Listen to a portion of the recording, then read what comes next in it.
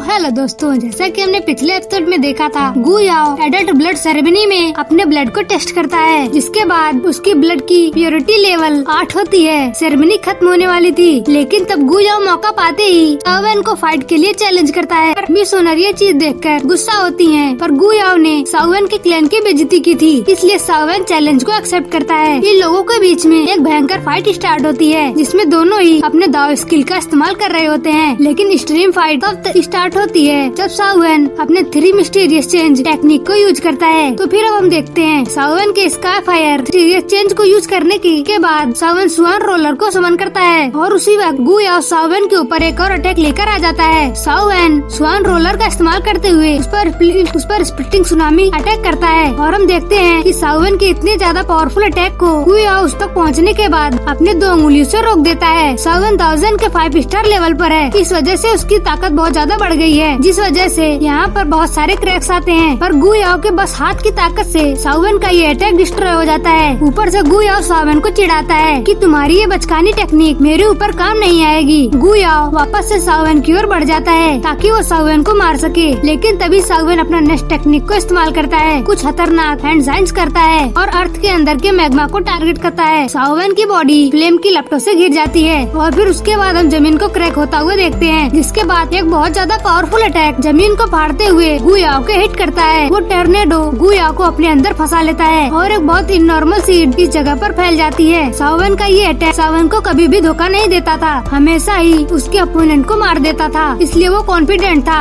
और जब साओवेन के दोस्त ये चीज देखते हैं, वो लोग भी बड़े खुश हो जाते हैं कि आखिर साओवेन ने गु याओ को हरा दिया। पर मिस ओनर को कुछ ऐसा दिखता है जो कि बहुत ज्यादा अनएक्सपेक्टेड था। साओवेन का ये मैग्मा टॉर्नेडो बहुत ही ज्यादा जल रहा था, अचानक से उसकी हीट की लपटें बहुत ज्यादा कम हो जाती हैं, और इस पूरी जगह में एक ठंडक फैल जाती है। और फिर हम देखते हैं कि वो मैग्मा का टॉर्नेडो आइस के एक खतरनाक स्ट्रक्चर में ट्रांसफॉर्म हो जाता है। अगले ही पल हम देखते हैं कि वो खतरनाक स्ट्रक्चर क्रैक होता है, और एक धमाके की आवाज के साथ और इस पूरी जगह में टूटकर बिखर जाता है। साओवेन के ऊपर ये अटैक था। साओवेन पीछे हटता है, पर अपने आप को संभालते हुए जब आगे देखता है, अपने सामने का नजारा देखकर वो शॉक्ड हो जाता है, क्योंकि गु याओ बिल्कुल ही सही सलामत खड़ा था, और एक और नया फॉर्म करके साओवेन की ओर आ रहा होता है। ये गु याओ का किंग स्पीयर अटैक था।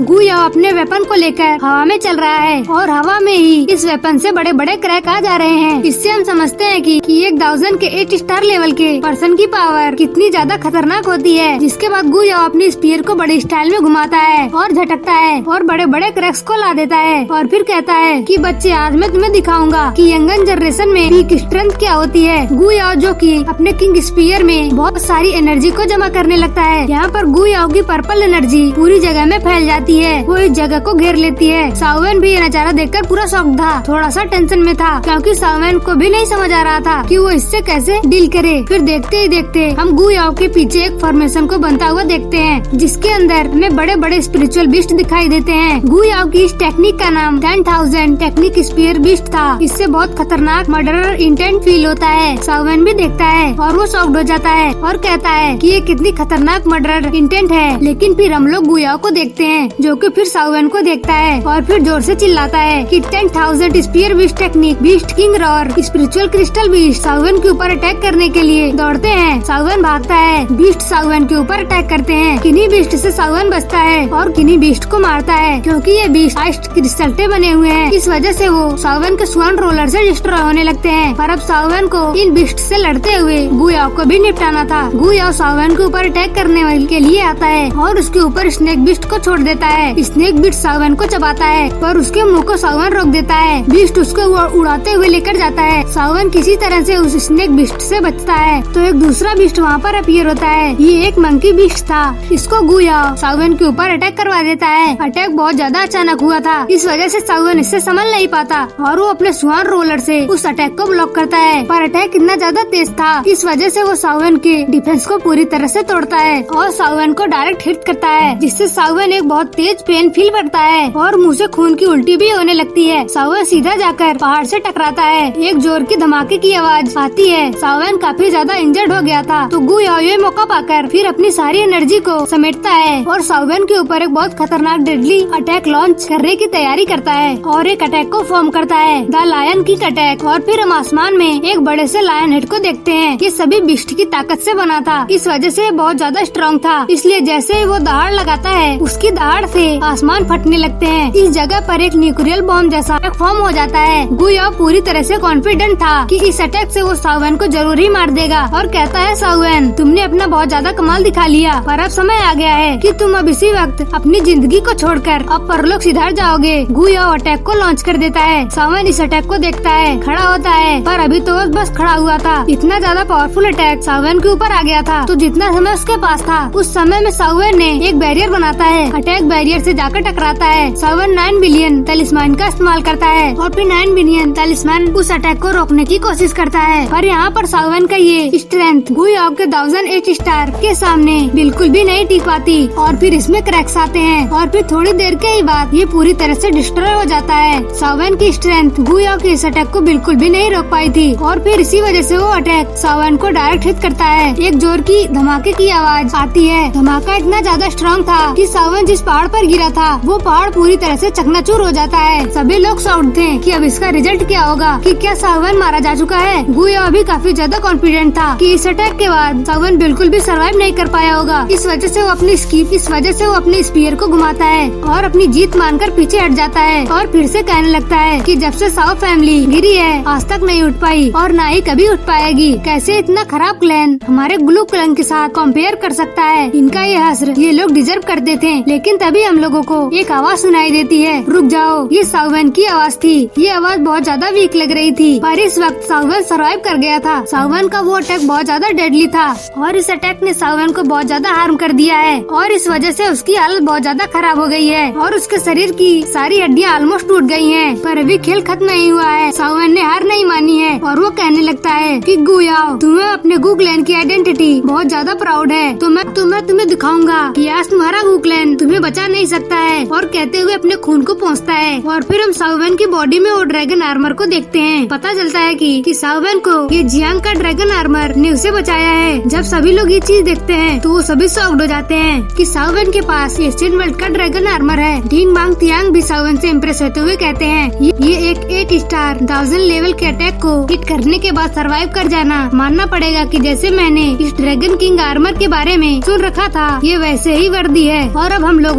सावन को देखते हैं जिसके अंदर अब फ्यूरी समा गई है। सावन की बॉडी से एनर्जी वेव निकल रहे हैं। सावन कहने लगता है मुझे जियामा एम्पायर से भागना पड़ा। 10 सालों तक मैंने डेजर्ट में सर्वाइव करने के लिए भटका। इतने सालों में मैंने न्यूमरस एनिमी एनकाउंटर करी, इसीलिए मुझे पता है कि जब बात लाइफ एंड डेथ की आ जाती है तो उस वक्त कैसे बिहेव करना चाहिए। मैंने इस समय में जो खोया है और जो पाया है वो एक्सपीरियंस तुम्हारा एशियन गू क्लैन तुम्हें नहीं दे सकता। हाँ मैं मानता हूँ कि दाऊदी ब्लड लाइन रेयर है, पर अगर तुम इसकी बदौलत मुझे मारना चाहोगे तो अफसोस, तो तुम्हें इसका प्राइस तुम्हें अपने खून से चुकाना होगा। सावन इतने ज्यादा गुस्से में है, उसकी खून इतनी ज्यादा उबाल मार रही है कि उसके शरीर का पूरा कपड़ा जल जाता है। सावन खतरनाक एनर्जी को रिलीज करता है। सावन की इस तरह की टेक्निक को देखकर यूज कर रहा है ये तो हमें नहीं पता, पर इस टेक्निक को देखकर गुयाओ घबरा जाता है। गुयाओ जो कि सावन को और ज्यादा चिढ़ाते हुए कहता है भले तुम मुझसे ज्यादा बेटर लड़े हो पर तुम्हारे अंदर वो दाऊदी ब्लड लाइन नहीं है और इसीलिए तुम्हारी क्लैन डिक्लाइन कर गई और तुम्हारी डिक्लाइन फैमिली हमारी दाऊदी ब्लड लाइन के ऊपर कमेंट करने की बिल्कुल भी वर्दी नहीं है। तुम हम लोगों को कंपैरिजन में कुछ भी नहीं हो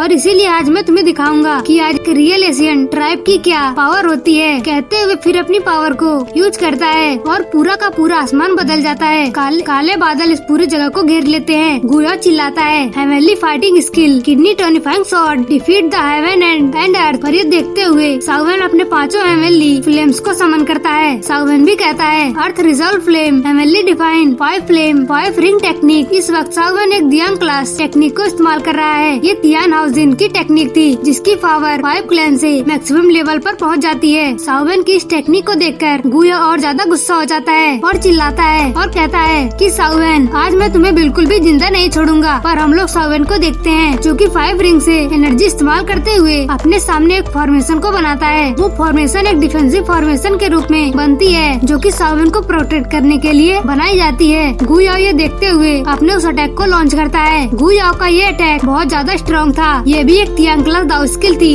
जो कि जब आसमान से गिरती है तो वाकई में अर्थ के रूल्स को डिफाइन करने लगती है और फिर सोनिक बूम को छोड़ते हुए सावन की उस फाइंग रिक्टेंटिक जाकर टकराती है। जैसे ये कोलिजन होता है वहाँ पर बहुत जोर धमाका होता है जहाँ पर इस कोलिजन से पूरी जगह जैसे कि फट जाती जाती है, क्रैक हो जाती है और खतरनाक हीट पूरी जगह पर फैल जाती है। ये एनर्जी इतनी ज्यादा स्ट्रॉन्ग थी, इवन 1000 के पर्सन भी इस हीट से अपने आप को बचा नहीं सकते थे। इसके कांटेक्ट में आते ही वो लोग हेवीली इंजर्ड हो सकते थे। पर हम लोग सावन को देखते हैं जो कि इस अटैक के पीछे छुपा हुआ कुछ तो कर रहा था, पर सावन का ये फॉर्मेशन गुयाओ के इस अटैक के सामने टिक नहीं पा रहा था और क्रैक्स आने लगते हैं। सावन के दोस्त जब ये चीज देखते हैं वो घबरा जाते हैं, कहते हैं कि सावन की एनर्जी हर सेकंड के साथ कमजोर हो रही है। सावन का ये अटैक गुयाओ के अटैक को रोक नहीं पाएगा। थियान हाउजुनजी कहते हैं, देखकर ऐसा लगता है जैसे सावन कभी भी इस अटैक को गुयाओ के लिए बनाया ही नहीं है। इसमें सावन अपनी फुल एनर्जी नहीं डाली थी। सावन कुछ तो कर रहा है। इसके बाद हम देखते हैं गुयाओ सावन को उस फॉर्मेशन को तोड़ देता है और अब डायरेक्ट वो अटैक सावन को मारने के लिए बढ़ता है। सावन के दोस्त ये चीज देखकर घबराने लगते हैं और फिर तभी हम आसमान में कलरफुल एनर्जी को फैलते हुए देखते हैं। पता चलता है कि सावन ने उस समय में अपने स्टेमिनेशन फायर लोटस को प्रिपेयर करने में लगाया था। जिसके बाद सावन कहता है कि गुयाओ तुम मुझे मारना चाहते थे, पर अब तुम टेस्ट करो कि मौत का स्वाद कैसा होता है। और फिर इसके बाद सावन का ये लोटस स्टेमिनेस लोटस रिवील होता है। ये लोटस पहले से बहुत ज्यादा स्ट्रॉन्ग था, क्योंकि इस बार बोन चिलिंग फ्लेम की पावर पूरी तरह से सावन के साथ थी। ये 5 ब्लड लोटस था। ये फिर गुयाओ की ओर लॉन्च होता है। गुयाओ ये एनर्जी देखकर घबराता है और इस लोटस का साइज बढ़ते जाता है और फिर ये लोटस गुयाओ के उस अटैक तक पहुँचता है। गुयाओ जिस अटैक पर इतना ज्यादा भरोसा कर रहा था और गुयाओ को अटैक जैसे ही सावन के टर्मिनेट लोटस से टकराता है, अगले ही सेकंड हम देखते हैं अटैक पूरी तरह से डिस्ट्रॉय हो जाता है। सावन का लोटस पूरे अटैक को खा जाता है। यहाँ पर इस अटैक से